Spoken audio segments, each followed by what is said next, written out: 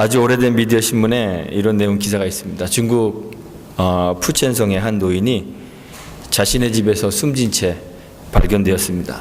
경찰이 조사해 보니까요, 외상이 없고 겉에 상처도 없고 몸이 아주 삐쩍 말라 있었다 그래요. 그래서 며칠째 아무것도 먹지 못해서 굶어서 아사한 것으로, 사망한 것으로 그렇게 추정하였습니다.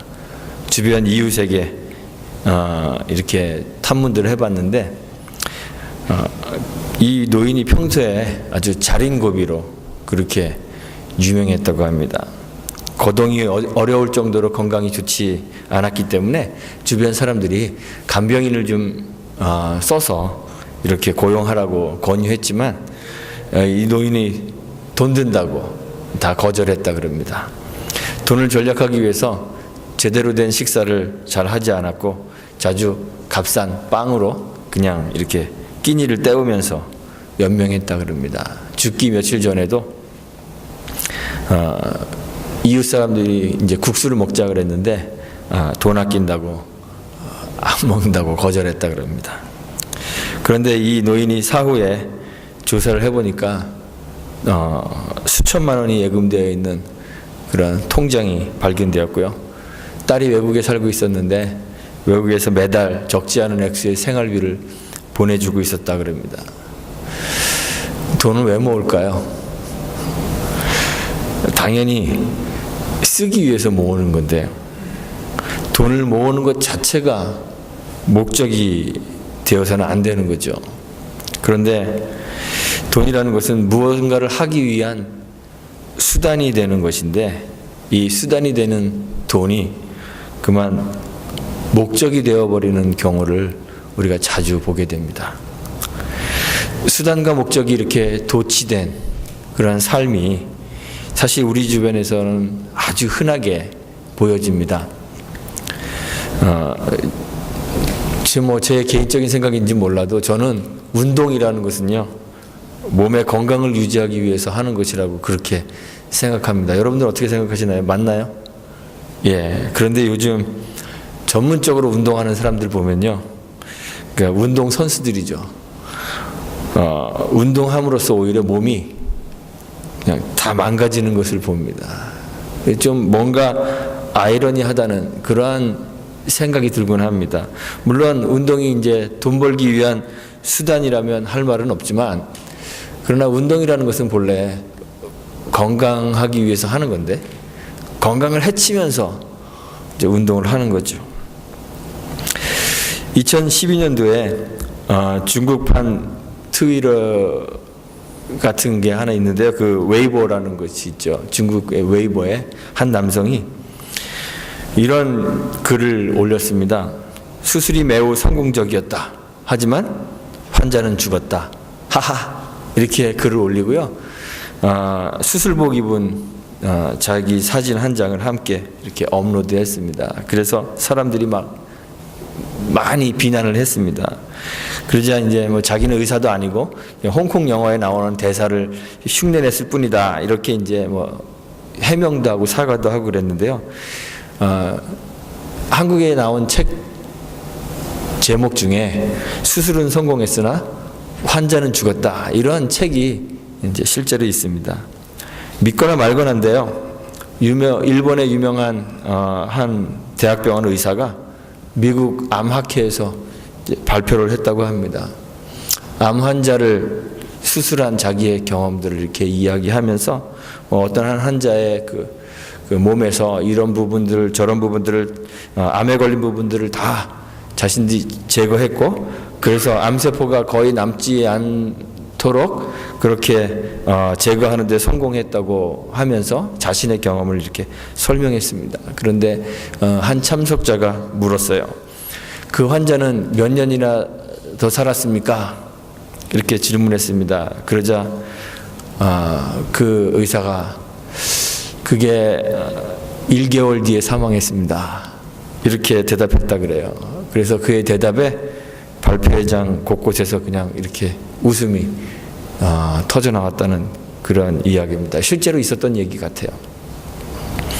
수술하는 것, 암 발병 부위를 제거하는 것은요, 사실 환자를 살리는 그런 목적을 이루기 위한 수단이지 그것 자체가 목적은 아닙니다. 그래서 수술의 성공 여부는 사실은 환자의 생존 여부에 이제 달려 있어야 하는데요. 수단이 목적과 도취되어 버리기 때문에 환자의 사망 여부와는 관계없이 수술 자체의 성공 여부를 이제 말하게 되는 그런 참 우스운 일들이 발생하는 것이죠. 수단이 목적화된 사회 속에서는 아주 많은 경우에 이 수단에 불과한 것을 위해서 살아가는 것을 종종 보게 됩니다. 신앙에서도 그렇습니다. 우리는 목적과 수단을 구분할 줄 알아야 합니다. 사실 우리 신자에게 있어서 신앙과 삶이라는 것은 구분되는 것이 아니고 신앙이나 삶이나 다 동일한 하나의 목적을 가지고 존재하는 것입니다. 우리의 목적이 뭘까요? 신앙하는 것이나 우리가 사는 것이나 우리의 목적은 하나님입니다. 웨스트민스터 소요리 문답 그 첫 번째 질문에서 사람의 제일 되는 목적이 하나님을 영화롭게 하고 그 이름을 영원토록 즐거워하는 것이다. 그렇게 가르치고 있습니다. 다 외우셔야 되는데요. 사람의 제일 되는 목적이 뭐죠? 하나님을 영화롭게 하고 그 이름을 영원토록 즐거워하는 것입니다. 이것이 우리의 목적입니다. 그 외 모든 것들은요, 이 목적을 이루기 위한 수단에 불과한 것들입니다. 성경에 나오는 모든 그러한 구약의 계명들, 제사와 제의들, 의식들, 이러한 모든 것들은요, 하나님을 영화롭게 하고 그 이름을 즐거워하기 위한 수단에 불과합니다. 그런데 유대인들에게 이 수단이 목적이 되고 마른 거예요. 그래서 하나님은 성전문 닫을 자가 있으면 좋겠다고 그렇게 말씀하시는데 하나님은 그들의 제사를 전혀 기뻐하지 않으시는데 사람들은 때마다 절기마다 가서 하나님 앞에 제사를 드리는 거예요.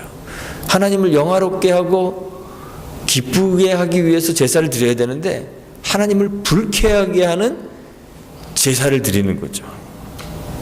이사야 1장 11절에서 하나님이 말씀하시잖아요. 나는 수양의 번제와 살찐 짐승의 기름에 배불렀고 나는 숫송아지나 어린 양이나 수염소의 피를 기뻐하지 않는다. 주님이 이렇게 말씀하시는데도 사람들은 번제와 희생제사를 주님 앞에 가지고 나가서 드리는 거예요. 거기에 열심을 내는 거예요. 예수님 시대의 사람들도 그랬습니다. 예수님이 경고하신 것처럼 요한복음 16장에서 예수님이 경고하신 것처럼 그리스도의 사람들을 핍박하고 추례하고 쫓아내고 심지어 죽이면서 이것이 하나님 섬기는 예다 이렇게 주장을 한 거죠. 율법을 지키기 위해서 하나님을 대적하는 그런 엄청난 모순 속에서 사람들이 살고 있었던 것입니다. 오늘날도 우리는 신앙을 하는데 정말 어떻게 보면 목적을 잃고 신앙하고 있는 것 같아요. 신앙이라는 것은 하나님을 만나서 하나님을 하나님으로 모시고 나는 그의 종임을 그가 만드신 피조물임을 깨닫고 그 본래의 관계를 회복하는 것이 신앙이잖아요. 그래서 신앙하면 자동적으로 낮아져야 되는 거예요.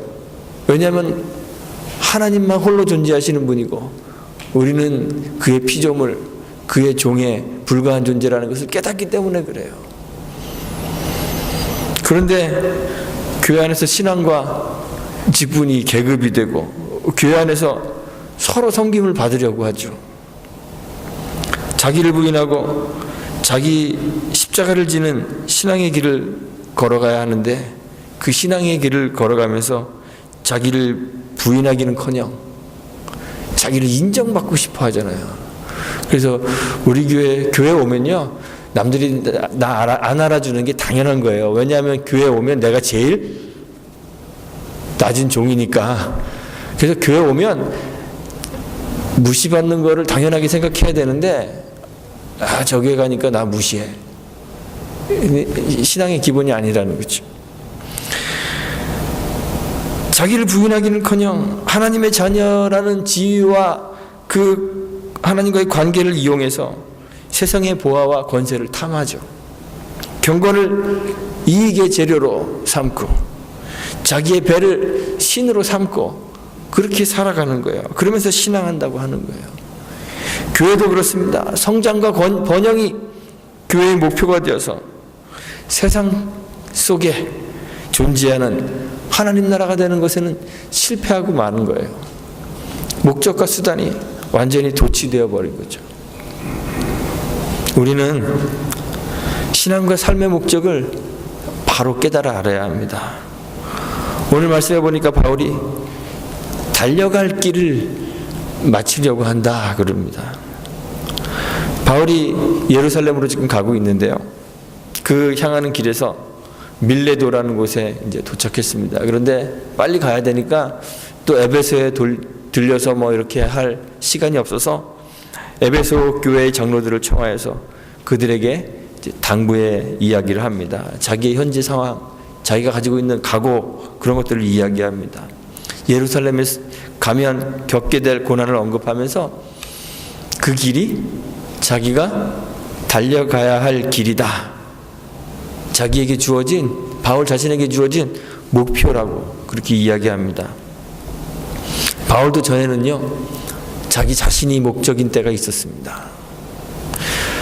바울도 신뢰할 만한, 육체적으로 신뢰할 만한 그러한 사람이었습니다. 난지 8일 만에 할례를 받은 이스라엘 족속입니다. 그 중에 왕을 배출해낸, 사울왕을 배출해낸 베냐민 지파 사람입니다. 갈라져서 북쪽 이스라엘 돼서 막 섞여버린 그러한 지파가 아니라요, 남쪽 유다에 남아서 혈통을 유지하고 있는 그러한 베냐민 지파 사람이라는 거예요. 히브리인 중에 히브리인입니다. 율법으로는 바리새인이었습니다. 율법과 학문적 성취를 이루기 위해서 가말리엘이라는 훌륭한 당대 손가락으로 꼽을 수 있는 그런 훌륭한 선생님 밑에서 공부했습니다. 자기의 의의를 쌓기 위해서 정말 율법으로는 흠이 없는 자로 살았습니다. 바리새인으로서 하나님 섬기는 것이 자기의 의의를 완성하는 것인 줄 알고 그렇게 자기를 완성하기 위해서 살았습니다. 자기 완성을 목표로 사는 거죠. 그래서 하나님께 열심을 내기 위해서 교회를 핍박했던 그런 사람이었습니다. 그런데 그리스도를 만난 후에 그의 삶과 신앙의 목적이 완전히 바뀌어버려야 했어요. 자기를 완성하는 것이 신앙의 목적이 아닌 것을 알게 되었어요. 의로워지는 것조차도, 자신이 의로워지는 것조차도 자신이 도달해야 할 목표가 아니라는, 목적이 아니라는 사실을 알게 되었습니다. 하나님이 우리를 은혜로 의롭게 하심으로 우리는 의로운 백성이 되는 것이고, 의의 백성으로서 하나님 성령에 이끌려 살아가야 하는 그런 존재임을 깨닫게 된 것이에요. 그래서 바울이 하나님을 위한 열심, 그리스도를 위한 희생과 수고, 이런 것도 자기를 자랑하는 목표가 될 수 있음을, 잘못된 목표가 될 수 있음을 뼈저리게 깨닫게 되었죠. 그래서 바울이 이렇게 언급하는 것들이 있어요. 여러 번 옥에 갇힌 거, 여러 번 죽을 뻔한 거, 여러 번 매를 맞은 거, 다른 사람들보다 더 많이 수고한 거, 여러 위험을 당한 거, 목마르고 굶고 춥고 헐벗었던 것, 이러한 모든 것들도 하나님을 향한 열심과 그리스도를 위한 희생과 섬김과 모든 수고도 결국은 자기의 유익이나 자기의 자랑이 될 수 없고 그 자체가 목적이 될 수 없음을 깨달았어요. 그래서 바울이 고백하잖아요. 나는 나의 약함 외에는 아무것도 자랑하지 않겠다. 그렇게 고백을 한 것이죠. 바울에게 있어서요, 몇 명을 전도하는 거, 내가 전도했더니 뭐 몇천 명이 한 번에 믿었더라. 내가 교회 목회했더니 전에는 뭐 50명이었는데 수천 명으로 부흥했더라. 교회를 성장시키는 거, 선교의 가시적인 열매, 이러한 것들이 바울의 목표가 되지 않아요. 개인의 안녕과 또는 안전 이런 것도 바울의 목적이, 삶의 신앙의 목적이 되지 않아요. 각 성에서 성령이 증거합니다. 바울에 대해서 증거하기를 예루살렘에 가면 결박과 환난이 기다리고 있다고 합니다. 복음 전도하고 사람들에게 하나님의 말씀을 전하고, 그런데 그러면 사람이 회심하고 세례를 받고 신자가 되고 교회가 성장하고 복음의 영향력이 더 커지고 그런 선교의 열매들이 나타나야 되는데, 그런 선교의 열매들이 전혀 기대되지 않는 곳, 아예 안 된다고 성령이 증거하고 있는 그곳으로 바울이 가야 할 이유가 어디 있을까요? 각 성에서 결박과 환난을 예고하는 그 성령의 증거가 사실은 바울에게는 예루살렘으로 가지 말아야 되는 그런 이유가 될 수도 있잖아요. 그런데 바울은 예루살렘을 향하여 가는 것을 머뭇거리지 않습니다. 눈에 보이는 복음의 가시적인 그 열매들이 신자와 교회의 삶과 신앙의 목표가 될 수 없기 때문에 그런 거죠. 바울이 고백해요. 나는 성령의 매임을 받아 예루살렘으로 갑니다. 그것이 바울이 달려가야 하는 그 길이에요. 우리는 종종 우리 눈앞에 보이는 가시적인 그러한 결과, 축복 이러한 것들을 하나님의 인도로 착각하는 경향이 있습니다. 그래서 오늘날 교회 안에 기복신앙과 성장주의, 번영주의 신학이 큰 영향력을 발휘하게 되는 거예요.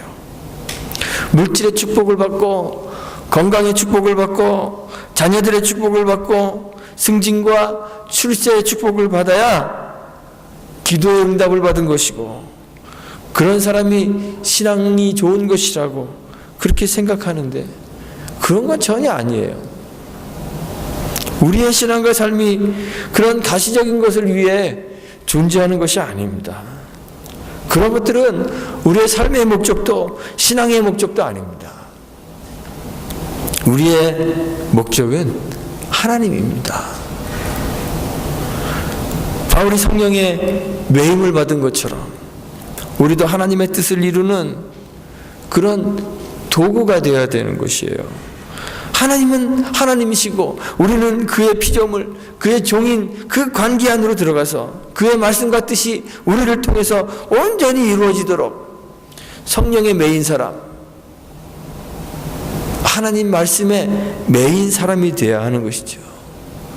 주님이 맡기신 사명, 하나님의 은혜의 복음을 증거하는 그 증인으로서의 삶을 살아가는 것, 그것이 우리의 유일한 삶과 신앙의 목표가 되는 것이죠. 이런 목적을 향한 삶을 우리가 살아야 되는 거예요. 우리의 존재의 목적이 무엇인지, 우리의 신앙의 목적이 무엇인지 우리가 바로 깨달아야 하는 것이에요. 그런데요, 이러한 목적을 향한 삶은 그냥 쉽게 이루어지는 것은 아닙니다. 바울은 달려간다 그랬습니다. 목표를 향해서 가름박질해야 합니다.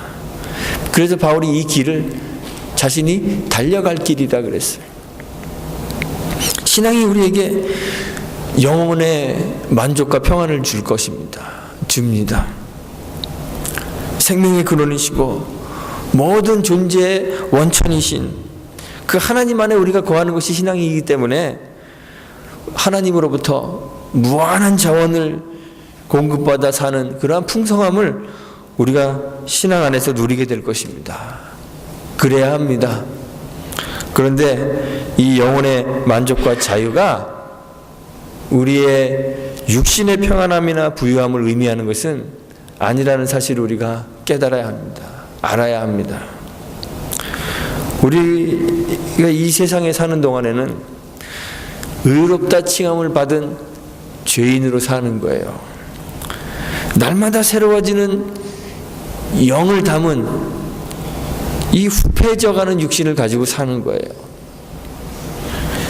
바울이 표현했던 것처럼 보배를 담은 질그릇으로 사는 것이죠. 오히려 그래서 죄와 사망이 지배하는 이 세상 속에서 물질, 그 만몬의 힘이 발휘되는 이 세상 속에서 성령에 매임받은 사람으로 살아가야 하는 것이 우리의 삶이기 때문에 정말 세상을 거스르는, 육체적으로는 세상을 거스르는 힘겨운 삶을 우리가 살아야 되는 거예요. 살게 되는 거예요. 그래서 바울이 신자의 삶을 종종 경주하는 자로 그렇게 비유하죠. 다름박질하는 자. 저는 오래 달리기를 잘 못합니다. 운동신경이 좋아서 다른 건 다 잘하는데 오래 달리기는 정말 못해요. 좀만 뛰면 지구력이 없어서 막 심장이 터질 것 같습니다. 그래서 옛날에 체력장 같은 거 이렇게 하면 1000m, 1500m 달리기 하면 저는 거의 꼴찌예요. 뒤에서 걸어서 들어가는 그런 사람입니다. 심장이 터질 것 같아. 힘들어요. 마라톤 하는 사람들 보면요, 좀 존경스러운데 한 35km에서 40km 정도 이렇게 어간에 가게 되면 한계점에 도달한다 그럽니다. 정말 막 더 뛰고 싶지 않고 막 정신이 막 흐려지고 이제 그만두고 싶다 막 그런 이렇게 지점에 도달하게 되는데요. 그 고통의 순간을 참고 인내하고 견뎌내고 그걸 지나고 나면 그 다음엔 이렇게 정신적으로도 막 이렇게 희열을 느끼고 또 자기도 모르게 막 힘이 난다 그래요. 그래서 마지막에 그 스펄트를 하잖아요. 막 뛰어나갑니다. 신앙의 길, 이 목적을 향한 삶은요, 그냥 산책하듯이 이렇게 살 수 있는 것이 아닙니다. 신앙의 삶이란 마라톤 하듯이 뛰어야 되는 거예요. 마라톤 선수들이 살살 뛰는 것 같은데요. 지금 마라톤 기록이 세계 기록이 2시간 2분, 3분 뭐 이렇게 되는 것 같아요. 남자들 경우에. 근데 그러면요, 그걸 계산해 보면 시속 21km 정도, 20.5km 정도 되는 거예요. 그럼 100m로 따지면요, 100m를 17.5초로 뛰는 것입니다. 여기 아마 전력 질주해도 100m 17초 안에 들어오실 수 있는 분 몇 분 안 계실 것 같아요. 저도 이제 자신이 없어요. 100m를 17.5초로 꾸준히 2시간 넘게 달리는 거예요. 바울은 비록 그것이 자기의 자랑이 될 수는 없어도 그리스도를 위하여 무진 고난을 당한 거, 그런 자신의 삶에 대해서 이야기를 합니다. 고린도후서 11장에서 말하잖아요. 옥에 갇히고 매 맞고 위험당하고 또 헐벗고 굶주린 것들에 대해서 바울이 이야기해요. 그게 그리스도를 만난 후에 자신의 삶이라는 거예요. 오늘의 본문에서도 바울이 그 에베소 교회 장로들에게 이야기하기를 자신이 겸손과 눈물로 교회를 섬겼다 그래요. 유대인의 관계 때문에 시험을 당한 자신의 삶에 대해서 이야기합니다. 그 시험을 참으며 주님을 섬긴 거예요. 근데 예루살렘에 가도 거기서 또 당할 환난과 결박이 자기를 기다리고 있습니다. 바울이 이야기하죠. 생명도 내가 귀한 것으로 여기지 않겠습니다. 무슨 말이냐면 신앙의 길을 가다 보니까 목숨을 내놔야 될 일이 생긴다는 거예요. 그런 처지가 되었다는 거예요. 그 힘겨운 다름박질을 중단하지 않고 달려가야 승리의 면류관을 받게 되는 거예요. 우리의 신앙들을 보면요, 한때는 정말 열심히 달려갑니다. 교회도 제법 나오고 성경 공부도 제법 하는 것 같고 직분도 받고 봉사도 제법 하고 열심히 달려갑니다. 그런데 다들요, 어느 정도 이제 시간이 지나고 나면 다들 멈춰 서 있습니다.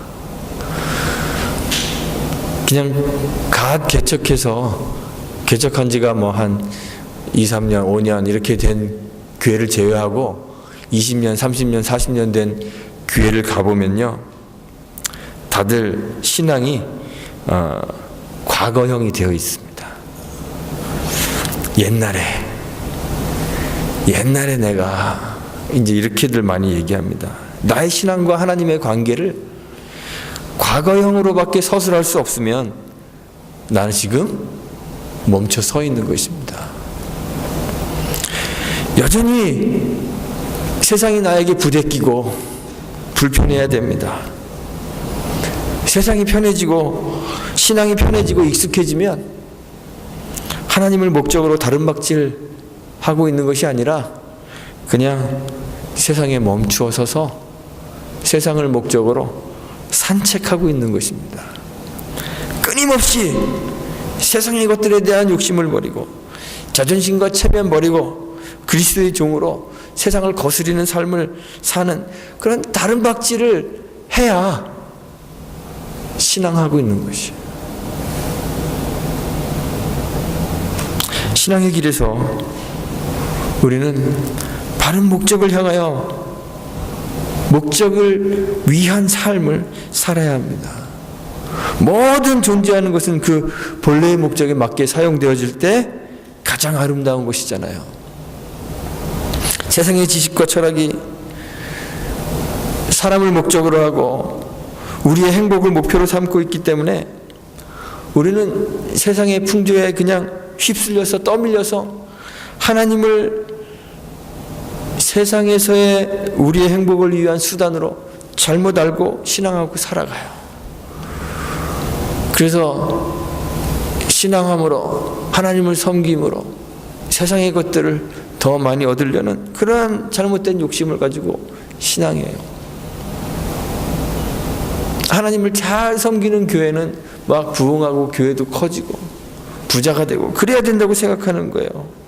그저 우리는 세상의 풍조에 휩쓸려서 하나님을 우리 행복의 수단으로 삼고 그러고 신앙하죠. 그러나 그런 것들은 우리의 목적이 아닙니다. 목적이 되어서는 안 됩니다.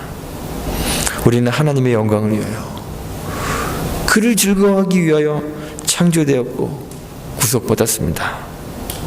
우리의 목적을 바로 깨달아야 합니다. 하나님을 우리의 목적으로 우리의 삶과 신앙을 방향지어야 합니다.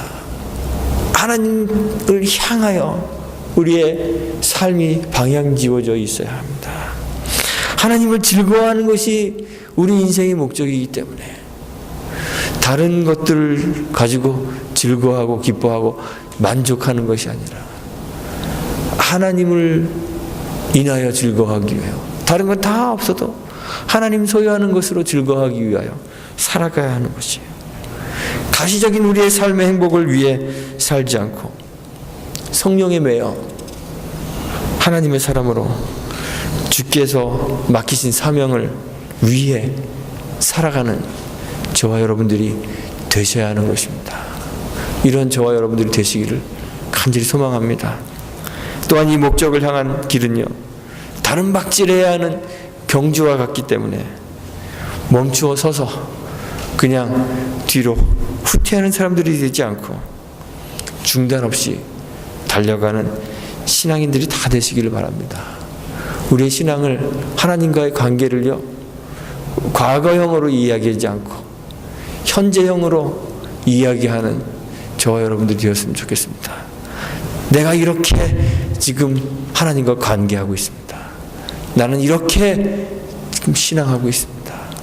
나는 이렇게 나를 버리고 있습니다. 나는 이렇게 나의 십자가를 지고 살아가고 있습니다. 고백할 수 있는 우리가 되기를 바랍니다. 세상의 불편을 감수하고 세상의 것들에 대한 욕심을 버리고 그리스도의 종으로 세속을 거스리는 삶을 살게 되기를 간절히 바랍니다. 그래서 모든 경주를 다 마치고 예비된 면류관을 받아 쓰는 저와 여러분들이 되시기를 주님의 이름으로 축원드리고 부탁드리겠습니다. 함께 기도합니다.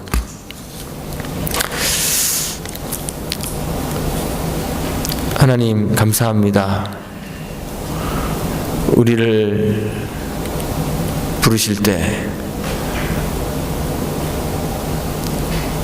하나님, 우리의 본래의 목적대로 살게 하기 위해서 우리를 부르셨는데, 우리는 우리의 삶의 목적이 무엇인지 생각하지 않은 채 그저 세상이 정해놓은, 세상이 가르치는 삶의 목적에 어울려 그것을 위해 살아가고 있었음을 고백합니다. 주님이 정하신 목적을 향하여 열심히 달려가야 되는데 우리는 멈춰서서 그저 세상을 누리는 것에 급급해 있음을 고백합니다. 주님, 주님과의 만남을 통하여 우리의 인생의 목적을 다시 한번 새롭게 하도록 은혜 베풀어 주옵소서. 하나님을 위해 사는 것, 성령에 매여 사는 것이 무엇인지 깨달을 수 있도록 도와주시고, 주님의 종으로 주님의 말씀에 순종하고 주께서 맡기신 사명을 감당하는, 복음을 증거하는 삶을 살 수 있도록 은혜 베풀어 주옵소서. 그 일을 위하여 수고하며 세상과 부대끼는 것 두려워하지 않고 바울과 같이 담대히 달려갈 길을 달려가는 우리 주춧돌교회와 성도들이 될 수 있도록 은혜 베풀어 주옵소서. 그래서 마지막 우리의 목표 지점에 다다랐을 때 주께서 우리를 칭찬하시며 우리에게 의의 면류관을, 예비된 의의 면류관을 씌워주시는 그 영광을 함께 경험할 수 있도록 주님이 복 내려주시기를 간절히 바랍니다. 예수님의 이름으로 기도합니다. 아멘.